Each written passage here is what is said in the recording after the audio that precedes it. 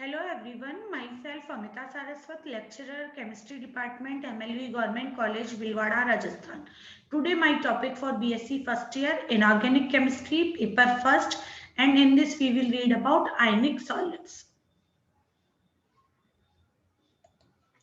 आयनिक यौगिकों की विलेयता को प्रभावित करने वाले कारक factors affecting solubility of ionic compounds. आयनिक यौगिकों की विलेयता को प्रभावित करने वाले प्रमुख कारक सबसे पहला है जिसमें विलायक का परावैद्युत स्थिरांक या विलायक का सॉल्वेंट का डाइइलेक्ट्रिक कांस्टेंट। किसी विलायक द्वारा आयनिक आवेश को उदासीन करने की क्षमता का मान परावैद्युत स्थिरांक एप्सिलॉन कहलाता है।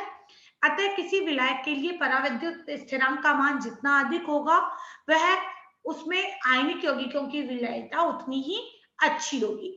जल के लिए परावैद्युत स्थिरांक का मान लगभग 80 है जो कि एक अच्छा विलायक है। H2O और HF दोनों का ही परावैद्युत स्थिरांक उच्च होता है, परंतु HF एक अच्छा विलायक नहीं है क्योंकि जो H2 है की तुलना में HF एक दुर्बल क्षार है, क्योंकि यहाँ पर जो फ्लोराइड आयन है उसकी विद्युत ऋणता ऑक्सीजन से अधिक होती है, इसलिए फ्लोराइड आयन जो है वो एक दुर्बल इलेक्ट्रॉन डोनर है। हाइड्रोजन पेरोक्साइड का वैद्युत परास्थिरांक जल के परावैद्युत स्थिरांक से अधिक होता है, मतलब हाइड्रोजन पेरोक्साइड का 92 है जबकि जल का केवल 80 है। लेकिन फिर भी जो हाइड्रोजन पेरोक्साइड एक अच्छा विलायक नहीं है, क्योंकि जो हाइड्रोजन पेरोक्साइड है एक अच्छा ऑक्सीकारक है जो कि सामान्य ताप पर निम्न प्रकार वियोजित हो जाता है। H2O2 टूट जाता है H2O और नेसेंट ऑक्सीजन में।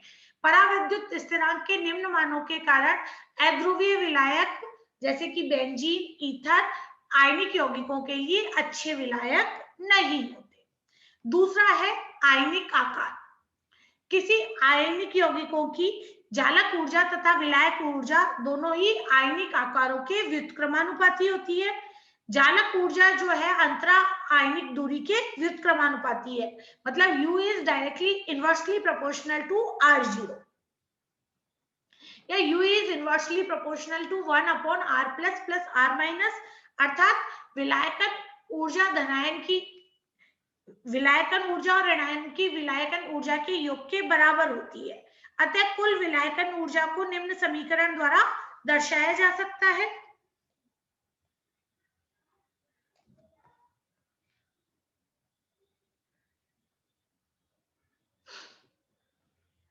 H is equal to H plus plus H minus या H is inversely proportional to 1 upon R plus 1 upon R minus। अधिकतर आयनों में क्या होता है, धनायन की अपेक्षा ऋणायन का आकार काफी बड़ा होता है, मतलब R minus is very greater than R plus, इसीलिए R plus को हम नगण्य मान लेते हैं, तो U is inversely proportional to R minus। R minus का मान अधिक होने पर 1 अपॉन R माइनस का मान कम हो जाता है, जबकि 1 अपॉन R प्लस का मान अधिक होता है, इसलिए 1 अपॉन R माइनस को हम नगण्य मान सकते हैं। तो H is inversely proportional to R plus. आयनिक यौगिकों की जालक ऊर्जा मुख्यतः ऋणायन के आकार पर निर्भर करती है, अतः ऋणायन का आकार जितना बड़ा होगा जालक ऊर्जा उतनी कम हो जाएगी और यौगिक की विलेयता बढ़ जाएगी। जैसे कि अगर हम बात करें lithium fluoride, lithium chloride, lithium bromide और लिथियम आयोडाइड की, तो इसमें आयोडीन का आकार सबसे अधिक होता है, इसलिए इसकी जालक ऊर्जा उतनी ही कम होती है और ये आसानी से जल में घुल जाता है। इसी प्रकार caesium fluoride, caesium chloride, caesium bromide और सीजियम आयोडाइड, इसमें सीजियम आयोडाइड की जो विलेयता है वो सबसे अधिक होती है क्योंकि इसकी जालक ऊर्जा का मान कम होता है। आयनिक यौगिकों की विलायकन ऊर्जा धनायन के आकार पर निर्भर करती है। धनायन का आकार जितना कम होगा यौगिक की विलायकन ऊर्जा उतनी अधिक होगी और विलेयता बढ़ जाएगी। जैसे कि मैग्नीशियम सल्फेट जल में घुले होता है लेकिन बेरियम सल्फेट नहीं, क्योंकि मैग्नीशियम का आकार बेरियम की तुलना में काफी कम होता है। मैग्नीशियम सल्फेट की विलायकन ऊर्जा अधिक होने से इस यौगिक की विलेयता इस श्रृंखला में सबसे अधिक होती है।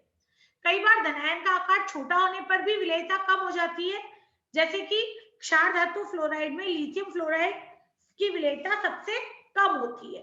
इसका कारण एंट्रोपी परिवर्तन है जो कि लिथियम फ्लोराइड के लिए सबसे कम होता है और सीजियम फ्लोराइड के लिए सबसे अधिक होता है। अगला है आयनिक आवेश। अधिक आयनिक आवेश वाले आयनों के क्रिस्टलों की विलेयता सामान्यतः कम होती है। कार्बोनेट, सल्फेट और फॉस्फेट आदि अधिक ऋणावेश युक्त आयन ऋणायनों से बने यौगिक कम घुलते हैं। बहुसंयोजी ऋणायन आयनों जब बहुसंयोजी धनायनों से जुड़ते हैं तो बनने वाले यौगिकों की विलेयता और कम हो जाती है। इसीलिए हम जानते हैं कि बेरियम सल्फेट या बेरियम फॉस्फेट जल में अविलेय होते हैं।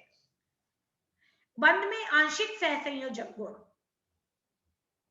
ऋणायनों का आकार बढ़ने से उनकी ध्रुवणता बढ़ जाती है और ध्रुवणता बढ़ने से इन आयनों में सहसंयोजक बंध की मात्रा बढ़ जाती है, तो जल में विलेयता कम हो जाती है। इसी तरह से अगर हम बात करें छद्म अक्रिय गैस विन्यास, जैसे कि सिल्वर, कॉपर वाले आयनों की ध्रुवण क्षमता अधिक होती है, अतः ये आयन ऋणायनों का अधिक ध्रुवण कर देते हैं, जिससे सहसंयोजक बंध में सहसंयोजक गुणों की वृद्धि हो जाती है और इनके लवण पानी में कम घुलते हैं। इसीलिए सिल्वर क्लोराइड या मर्क्यूरी क्लोराइड या क्यूप्रस क्लोराइड जल में नहीं घुलते।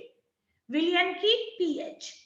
दुर्बल अम्लों के लवण सामान्यतः जल में अविलेय होते हैं, लेकिन जब ये ऋणायन अम्लीय माध्यम में H+ से संयुक्त होकर अवियोजित अम्ल बना देते हैं, जिससे कि लवण घुल जाता है। सम आयनों की उपस्थिति। सम आयन की उपस्थिति में यौगिक की विलेयता कम हो जाती है, कि जो कि सोडियम क्लोराइड अगर जल में आराम से घुल जाता है, लेकिन HCl की उपस्थिति में ये अविलेय रह जाता है। यहाँ क्लोराइड यहाँ पर सम आयन इफेक्ट डालता है। अगला है टेम्परेचर। विलयन का बनना ऊष्माक्षेपी या ऊष्माशोषी दोनों प्रकार के प्रक्रम हो सकते हैं। ऊष्माक्षेपी में क्या होता है, विलयन में से ऊष्मा निकलती है, जबकि समीकरण 2.4 में मतलब नीचे वाली ऊष्माशोषी में ऊष्मा का अवशोषण होता है, इसलिए ताप बढ़ाने पर विलय की विलेयता बढ़ जाती है। या अमोनियम क्लोराइड या NaCl, ammonium chloride, potassium chloride, NaNO3, KNO3 को जब हम गर्म करेंगे तो उसकी विलेयता बढ़ जाएगी। जबकि अगर ऊष्माक्षेपी अभिक्रिया है, जैसे कि सोडियम हाइड्रोक्साइड, अगर हम उसको गर्म करते हैं तो यौगिक की विलेयता कम हो जाती है। Thank you.